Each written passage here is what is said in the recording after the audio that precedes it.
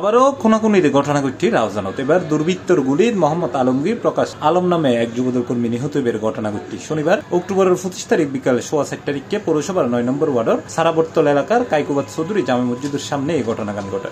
এতে মোহাম্মদ রিয়াজ নামে তার এক সহযোগীও গুলিবিদ্ধ বলে জানা গিয়ে। প্রত্যক্ষদর্শী সূত্রে জানা গিয়ে নিহত আলমগীর মোটরসাইকেল গুলি পাশের গ্রামত এক আত্মীয়র বাড়িতে দাওয়াত খাইরে নিজ বাড়ি যায়।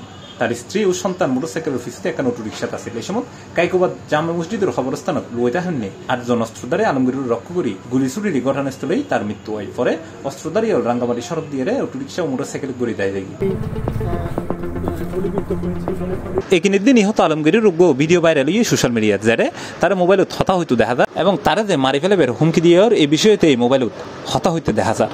আপনার না মাঝে তুই গোছা লাগু এর নগজু এই মায়ের তো মারি তুই আজ দিন গুরু বিচিতে গজু আর আজ দিবা না শুনুকি হ্যাঁ আর সাত সরলি মেসাদি আই গেট বাই যদি আর এই তুই আর আদার যে তুই যাইবো যদি তোরার লাগতে হয় ঠিক আছে না আর তোরা দিন গোছা লাগু ইলের দাঁড়ে বাসতে পার অনেক নাই ইন্দিতে মারি মরি যার কই আরে হন্দে মারি বেলা ইতারা এরা এ বক্তার বই তারা এ গিয়া তারা তোমারা এই কোন সাপে যায় তোরা কেন হতা হই আর এখন জীবন না শুনবি আর দাদা দিয়ে তোর তে বন্ধ করিব আর বেলা যে মরি বলি বড়ি কইছি ইয়ে নয় জানি তোরা দিয়ে না হলে গোটা লাগু হাতে এখন আমি লক্ষণ মরিব তুই এলা ছোড়ি বাইন্দু কিনলে এই তারা ছোড় না তোর সরল এরা ছিল ওপেন আর সাতজন মাঝে দেখি যে এখন একলা দাঁড়িয়ে মারিয়ে যাচ্ছি কই।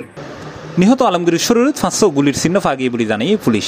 ফলে নিহত আলমগীর ও আহত মোহাম্মদ রিয়াজরে উপজেলা স্বাস্থ্য কমপ্লেক্সত লই যাওয়া হয়। এই বিষয়ে হাসপাতালের কর্মকর্তা জানায়, আমাদের এখানে অ্যাসল্ট কেস আসছিল দুইটা, একটা বড ডেড ছিল স্পট ডেড, আর একটা ইনজুরি হয়ে আসছিল।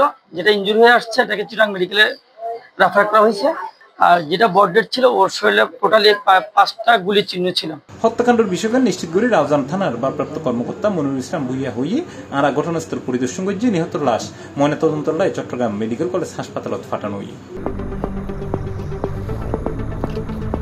ইন্ডিয়া হত্যাকাণ্ডের পর আলমগীরের নিজ কর্মী দাবি করে চট্টগ্রাম উত্তর জেলা বিএনপির বিলুপ্ত কমিটির আহ্বায়ক গোলাম আকবর খন্দকার একখান বিবৃতি দিয়ে যারে আলমগীরের যুবলীগের কর্মী দাবি করে হত্যার নিন্দা জানাই তিনি। হত্যাকাণ্ডের পর গণমাধ্যমে পাঠানো এক বিবৃতির তিনি হইয়ে নিহত আলমগীর আওয়ামী শাসনামলত দীর্ঘ 12 বছর কারাভোগের পর সম্প্রতি কারামুক্ত হই রাউজানের বিরাজমান অস্থিতিশীল পরিস্থিতির সন্ত্রাসী হলের গুলির নির্মমভাবে খুন হই তিনি। বিবৃতির তিনি অবিলম্বে হত্যাকাণ্ডের ফলে জড়িত হলের এবং খুনের নির্দেশদাতা হলের গ্রেপ্তারের দাবি জানায়।